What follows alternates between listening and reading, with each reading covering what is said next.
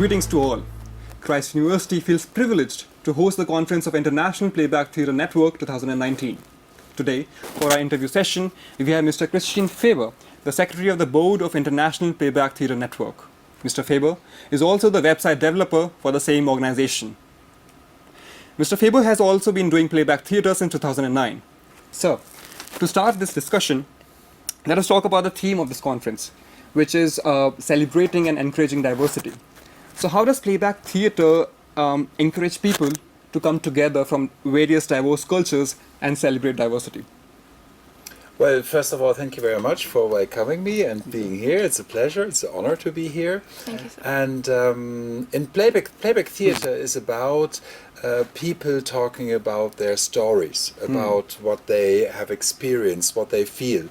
And that is inside you. That is the values that we carry. And that is naturally something that comes from diverse cultures. And so what we try to do in IPTN, we try to connect people, we try to bring together people and share their stories, and this way we also share diversity.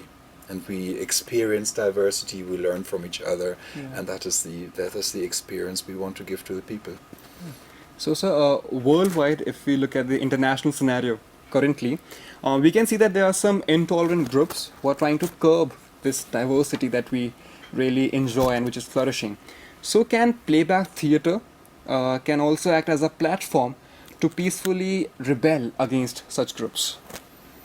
Well, I think that when it comes to telling your personal stories, there's always emotions involved, and so what we are trying to do is to give the people a platform for their personal stories. And this is the strength of the playback theatre, that it is about personal stories and that are touching and that are where people can empathize also. And this is the way how we and we don't well, me personally, I wouldn't worry about people who are trying to make things bad. This is it is about giving the people a platform to talk and to show their experiences, and we learn from it. So being together, that is that's one of the main things in playback theatre for me. So do you think you can use playback theatre to empower people who are also politically suppressed? Because in here we see it is more about personal feelings. But what about those people who are, living in some areas who are underdeveloped countries or suppressed somehow? Do you think you can use your art for this cause? We can, and we do not want to, we don't have...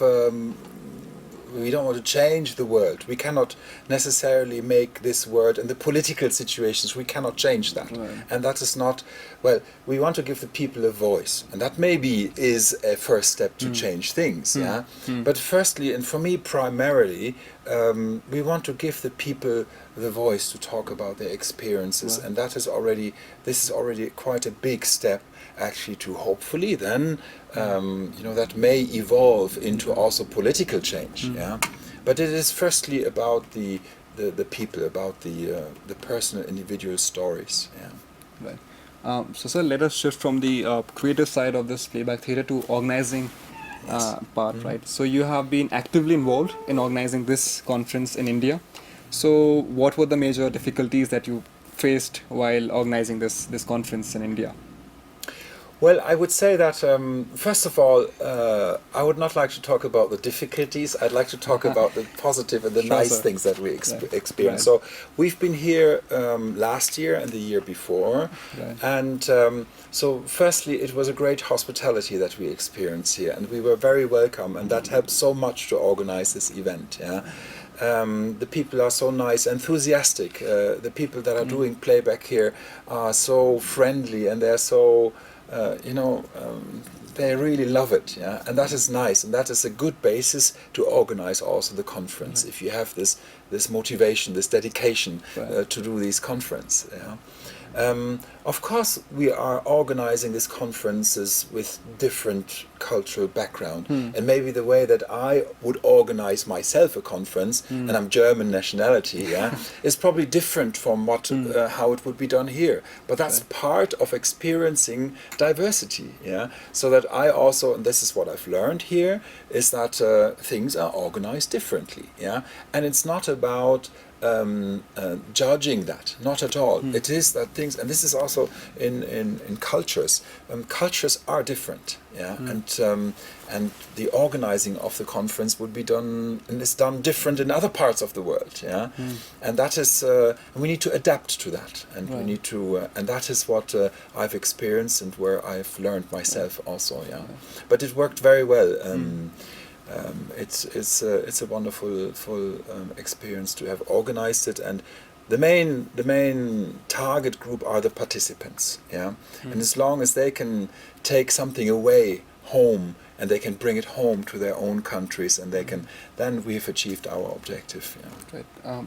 So how was your experience with the Actors Collective and the Christ University as well? The Actors Collective is, well, as I said already, they are very motivated and enthusiastic group of people.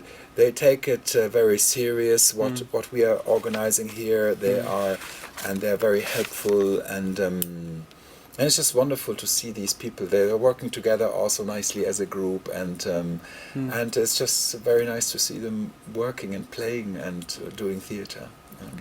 Right.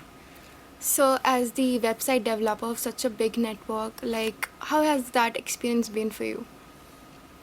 Well, I think that we have a website, yes. We use it mainly for membership management. Now, I think nowadays we probably have to rethink how we do websites, because today in social media we are mostly very quick, very fast, and it's it's a dialogue very often. The website doesn't give you this platform. Yeah, it provides information, and that's it. That's it. So I think probably we have to rethink our website and what we do with it. Yeah, it isn't too large. It's just a one-way communication, and therefore. But it has helped. The website has helped us as well. For instance, we have articles that we publish on there. So that is very useful. So it's more a kind of library of information that we use the website for. Yeah. So from vice versa back in 2009 to IPTN in 2019, what has been your greatest learning and the change that you've witnessed in yourself? Well, personally, what I've learned in playback is that it is so important to listen to the other person, yeah, and that is my, and to give everybody the space to talk about their experiences, and that we need to listen to people, yeah, and that is something that I've learned personally as well. It gave me also a forum to talk about my stories and my experiences, yeah, and that is what is touching also. That is what is touching the audience as well, and this is what this is about, yeah. And it's so important to listen and to respect the story of the other person. Yeah, that is the most experiencing. Yeah, what I've experienced. Yeah. Right. So, sir, as the concluding question, do you have any advice for the young drama enthusiasts who are watching this interview currently, and can you tell them how can they become a part of playback theatre, or maybe IPTN in specific? Well, I would suggest that you contact maybe some of the local groups that are here in Bangalore. See whether they have capacity to take actors and to learn playback theatre. It is not difficult, I think, but to become a master actually in playback, it takes centuries. Yeah? But it is not difficult to learn at the beginning. Yeah, and so contact one of the local groups that are here in Bangalore. There are several of them here, and learn from them. Yeah, so that would be my advice.